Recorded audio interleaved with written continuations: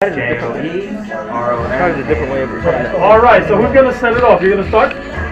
I'll start. I think Tony should start. He's our bread and butter man. All right, bread and butter man, you gotta like that. All right, so let me. So let's start off. The first thing I'd like you to do is explain why you're not wearing shoes. Hey, the artistic process, right? So Right. I'm not wearing any underwear either. This microphone is a lot more sensitive than the stuff you're used to. Okay. So you can hold it a little bit lower. Is there a delay on this? No. Is there delay or reverb No, on there's this? no. Straight up. All right. So, All right. just can you tell me the name of the band? And man, that's a fantastic sound. How did you get to it? The name of the band's the Cosmic Proles, and we got to it by probably politically. The Proles are from George Orwell's 1984, which is about government corruption, and 1984 strongly reflects today, wherein the government is corrupt and the technocratic dictatorship that's going on. Amen. Yeah. The endless wars that nobody voted for. Right? Right? Orwell was into money. We're into money as well. They're trying to phase out money and go to a cashless society, which would just go for stronger control as well. Oh, that might work though. It's also what the band. So in terms of your sound, you know, it's a beautiful sound. I mean, I grew up in the '80s. You know, Led Zeppelin, love that stuff. You know, the Darkest Side of the Moon. You know, the Wall, all that. I mean, that's what it's reminding me of. So is that where your influence is coming from? Well, our influences kind of go past just music, because music is art, and art is life, and you can't separate the two. So whatever goes on in life, in a way, reflects our music as well. So politically, what's going on, what we ate for breakfast influences us. If we had a good breakfast, that could affect us. Breakfast. We had an egg breakfast. And also we're influenced by people. Also, I think though, I mean, we were like, you know, we all actually started out playing baseball together, or some of us, and you know, we were just friends, and like, we're all kind of just, you know, we're all just ourselves in like different, strange, kind of weird ways. So, I mean, when we started playing together, it was just something that like clicked right away, and we just knew that, you know, it started out as just a jam, and then all of a sudden we knew that, you know, it was like more than just a jam, and we could actually, you know, fine-tune a sound, and from there we just kept having fun and making some songs. But yeah, like Tony said, it's politically charged. Yeah, like guys stealing our instruments. Anyway. So well, hold on to the mic. So tell me, how did the band come together? Who started it, and how did Tony is our fearless leader. Yeah, Tony's definitely our fearless leader. And so how did you guys come together? Jesse knows. Well, one would say that you know, it began as a jam project between me and Tony, and we needed a drummer, so we got Dom. Dom's an old friend of ours, and you know, so from there we got Joe, and then we got Greg.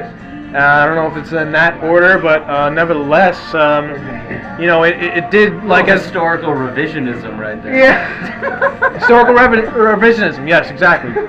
But like Greg said, it just clicked. We knew we had a sound building, and just like you said, it's boring. Let me see. So go ahead, I have my question. My question here is, it seems that what I saw, you could correct me, it looked like a jam session, but there's some coordinated stuff, because I saw there was a lot of interaction between you and the drummer. Oh, yeah. Yeah, you know, you would turn around, I saw, so there was a lot of coordination, but it didn't seem like you guys had planned everything. So how much of it is planned? We actually found Dom. We met Dom in England. He has an English accent. Yeah, well, you know, the drums... Guys, I need you to take this seriously. Yeah, the drums and the bass, we need to... I know you're not British. Come on, guys. Come on. We need to coordinate together, because we're the foundation of, you know, the band. We set the beat, you know? So we have to watch each other. As long as we're together, setting the tempo, then everyone together following that. I would like to add. So how much of it is improv? How much are you jamming? How much is it pre-planned that you guys rehearsed it? Because it seemed like you guys were having a really good time up there. Well, I mean, you know, I think as we've played more and more, we've gotten more structured in terms of our songs, but I'd say the best thing that I enjoy, I would say for you guys too, is just when we're able to improv like just off the top, you know. And I mean, back to your question, I like. Keep the microphone. I can't hear you. Dom and I have worked like together for a while now on like improving like rhythm and yeah, exactly.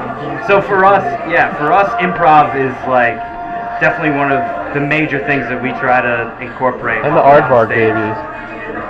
I mean, I'd say honestly, most of what we're doing, we like go over and is rehearsed.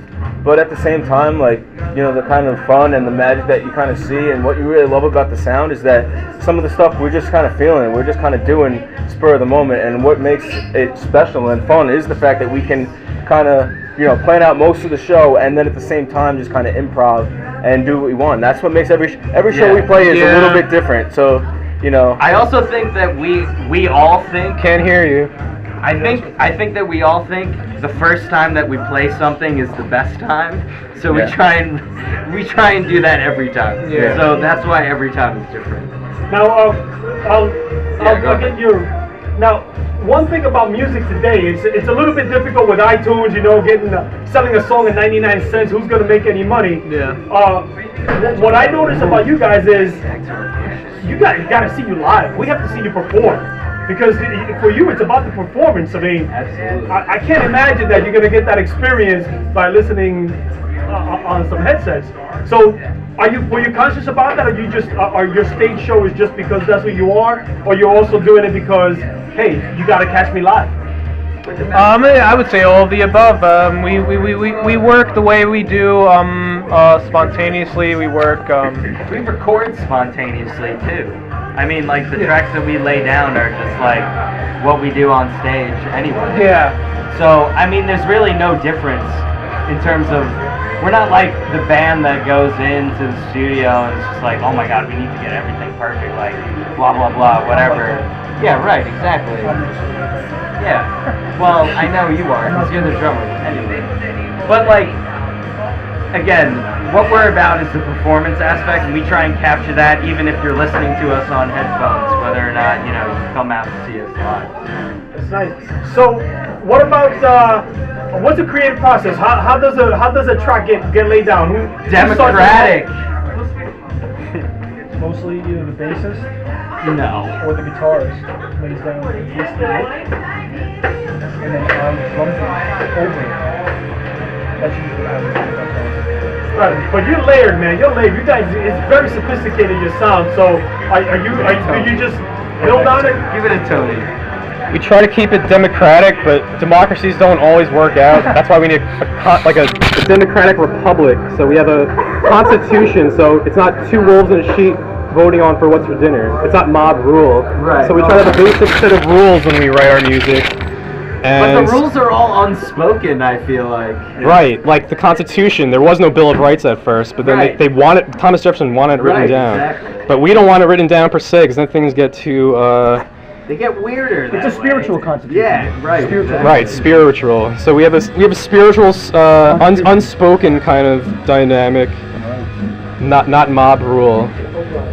All right. So where can we get your music? You got something on iTunes? You got any records released? Where can we find you? We're working on recording. We have a Bandcamp, thecosmicproles.bandcamp.com, and we sold out and went on Facebook.com/thecosmicproles. So we're on the internet.